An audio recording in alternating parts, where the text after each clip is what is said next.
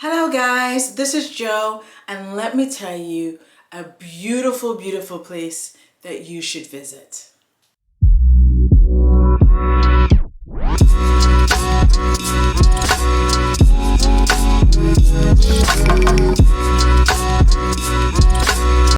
Okay, so my family and I was given the opportunity to go to Stockholm, Sweden this summer, and it was amazing. We went the middle of August, and I want to share our experience with you. So we went through Frankfurt with the airline Lufthansa, and it was a really long flight. We left here at 10 o'clock the night. We arrived in Frankfurt, Germany, I would say around 9 o'clock, and then we took another plane ride over to Stockholm, and by the time we got there it was about 11 o'clock the next day, 11 a.m. the next day. So it was really pretty long, and besides my husband, none of us are really good at sleeping on the airplane. I really tried hard to do it, but when I checked my Fitbit, I only slept for an hour and a half that night. So we were really pretty exhausted by the time we got to Sweden airport, but it was super easy to take a train. We took a train right into Stockholm, and it was really nice to see the first glimpse of Sweden. There's a lot of land. There's not a lot of people in regards to the land mass. Like I think they said 70% of Sweden is basically forest and land, and it is just beautiful. But it's just tons of trees and really not a lot of areas where it's hugely built up. So this is us getting into Stockholm. It was really pretty easy. It was an express train into Stockholm. I think it was about $20 for both ways. So going and coming back to the airport, it was $20 each, and kids rode for free. And they're counting kids up to 18. Could you believe that? I know here it would be like the child is 3 or the child is 5, but there it is all about the children, and they rode free. So it was basically $20 for me and $20 for my husband, and the children rode free, which is incredible.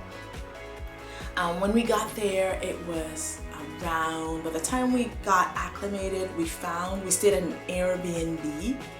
And it was a 1-bedroom with a pull-out couch in the living room. It had a kitchen and of course a bathroom. But it was a really nice apartment in Old Town, Sweden.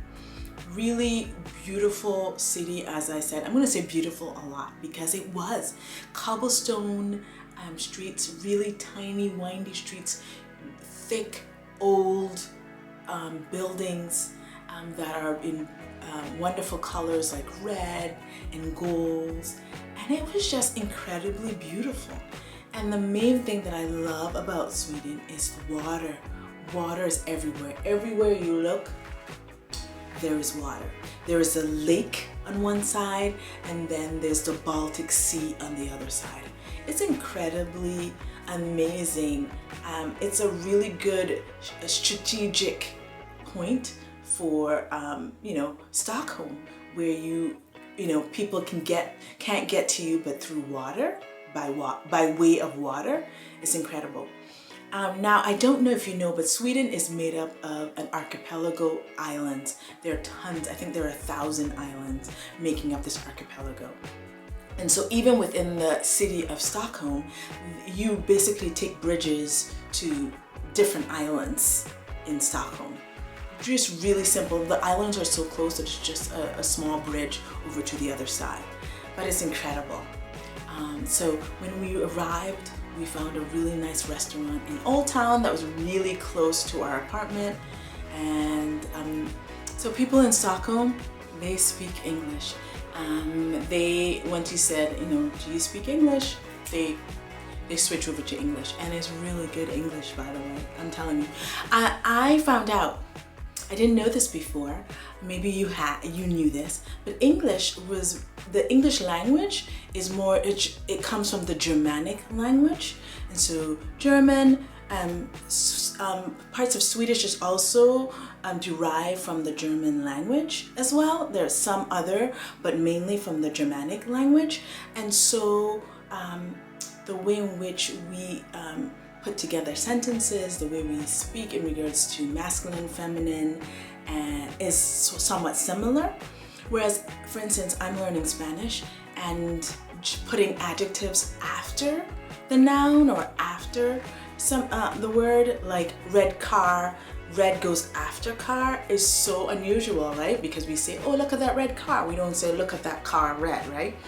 And so I feel that the English, Germanic, German, and Swedish language is somewhat similar in construction. So we grabbed some food and we walked around, and what was awesome about the week that we went to, there was an amazing festival, music festival, and there were stage placement in different parts of the city. Some were for jazz, some were for rock, others were for political talk, and of course it's all about the children. The children had their own like activities and shows and music, and it was just placed around the city, and it was incredible. It was incredible.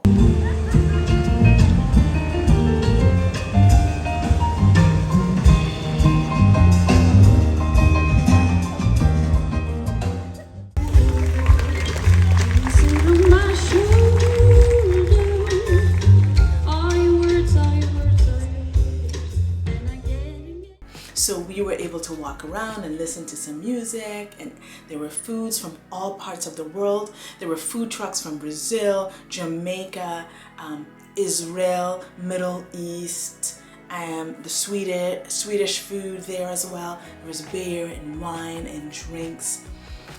So it was just basically a world festival of music from all over the world that was incredible.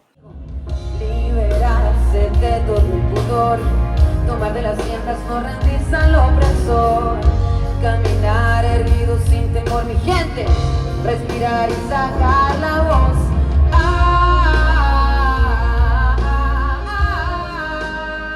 Si me ayuda.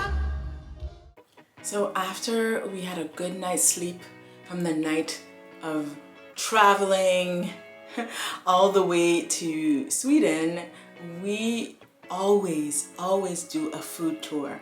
And this again is another way in which we can find out more about the culture through food and walking around to the different places. And we were able to try reindeer heart and moose, smoked moose, and bear jerky. And one of the things that they love to snack on is licorice, and the saltier the better. It was really the salty one, and it wasn't even the saltiest, was intense. Like I couldn't even eat it. I had to like spit it out. It was so intensely salt, I'm telling you. But I love that we were able to share in their main food that they eat, which is smoked Arctic char or salmon, or their Swedish meatballs with the lingonberry. It was just really good, and the different cheeses, just a variety of different things that Sweden had to offer. I loved that experience. So when I'm going with family, I'm all about doing activities that I know my daughter and my son would enjoy. It might not be my first choice, but I know that this is a family vacation and I want them to have an enjoyable time as well. My husband and I can easily go into a museum or walk around or go shopping, and we would be quite happy. And of course for them, they like museums, but only a small amount of that. And so we did a bike ride around Stockholm and had like the history of Sweden and about Stockholm and how it was discovered, and all about this amazing country and where it came from and how it was derived by the Vikings, by the Scandinavians, which was really insightful. I did not know a lot about the Scandinavian history, so it was really great to get that history. I love history about Sweden, a little bit about Norway and Finland, and just kind of find out more about their wars, about their struggles, about their discoveries, about their wins and their highlights. It was just really nice to find out more about the Swedish culture.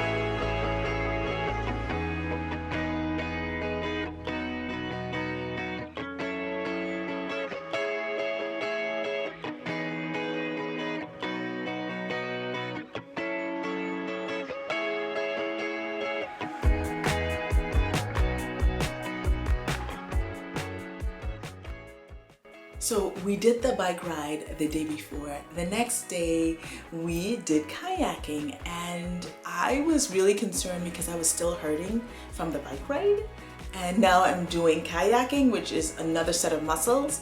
But I felt like, okay, my knees and my legs are hurting, but kayaking is all about the arms and the shoulders, so legs wouldn't be hurting anymore, but I know my arms and shoulders would be sore afterwards.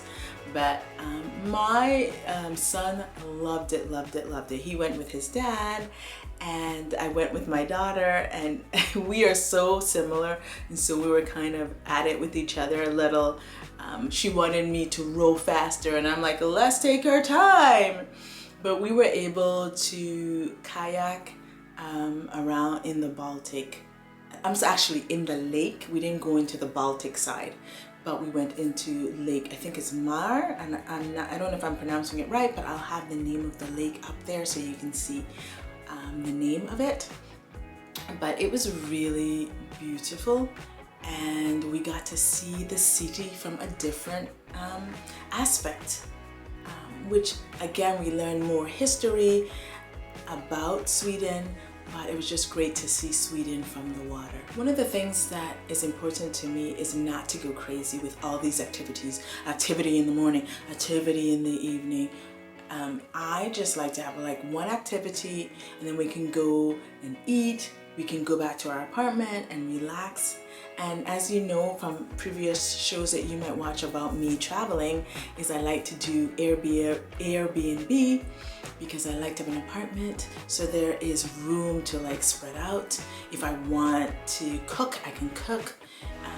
There is more space than a hotel room, and so it was just really nice to go back to the apartment, relax. My husband and I went out, just went to like a jazz kind of concert, and the children were able to relax, and they didn't have to come with us. They can relax and play video games or watch a show, and then we can just walk around. I think we walked around to Södermalm, which is another island where it's kind of like their cultural, kind of trendy place to live.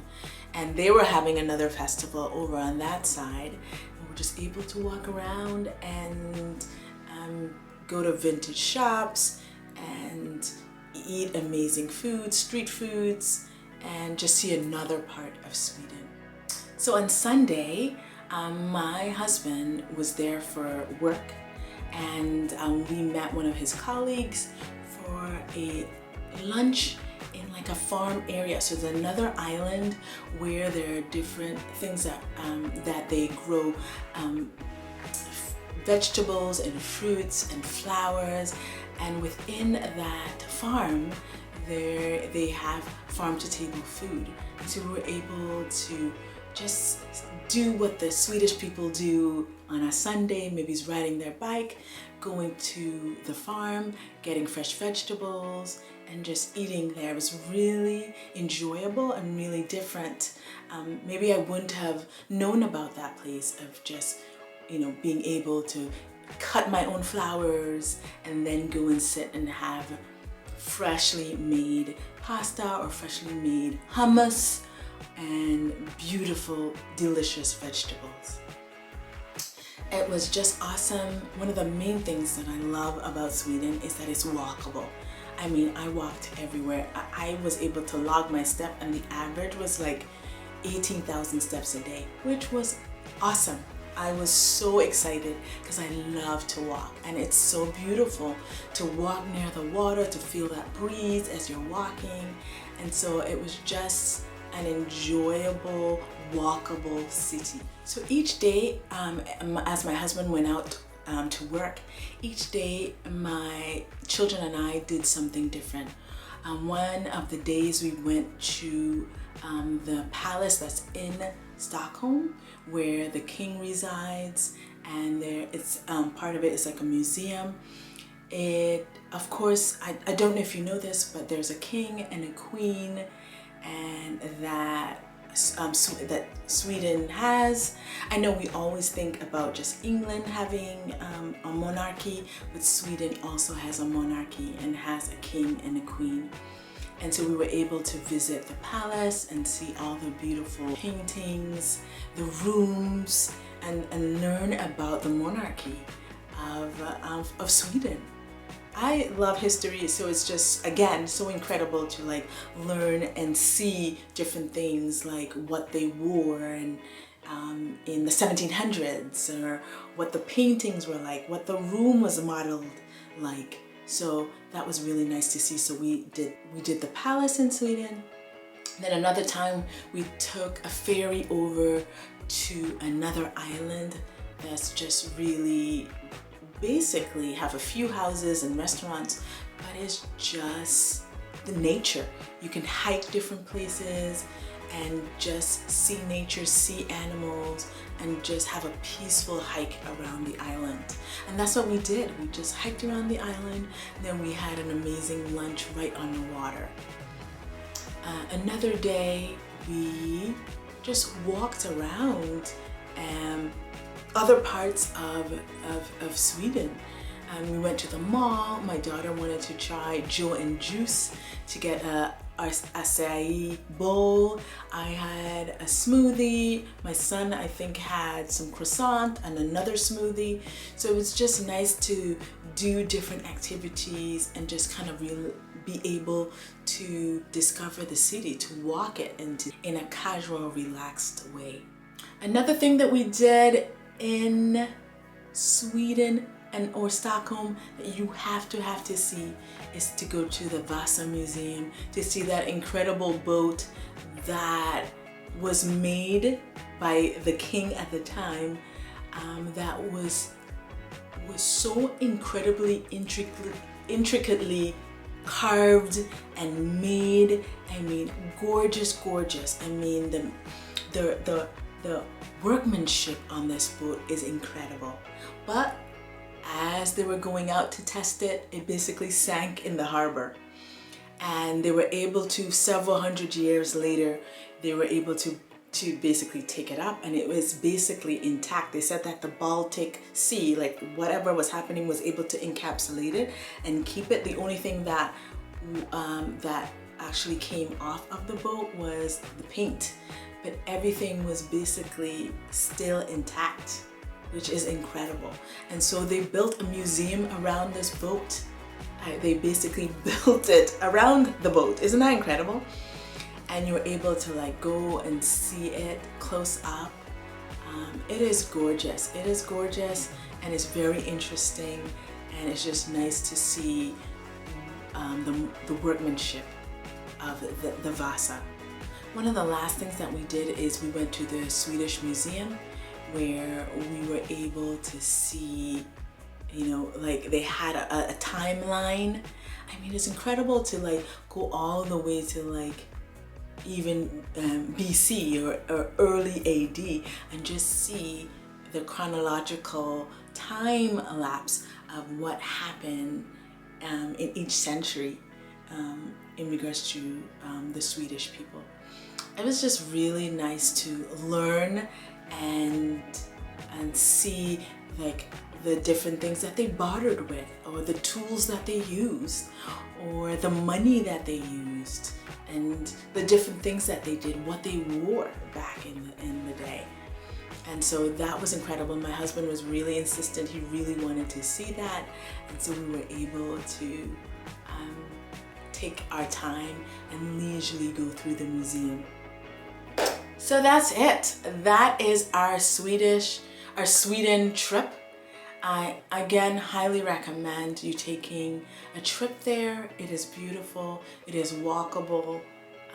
I would say not to go in the winter, January, February, because basically it is dark 24 hours. Maybe the sun comes up and then down within 2 hours, but I heard from others that it's quite depressing not to see sun for several months. So I suggest that you go maybe May, June, July, August, September. Beyond that, it starts to get really dark earlier and earlier.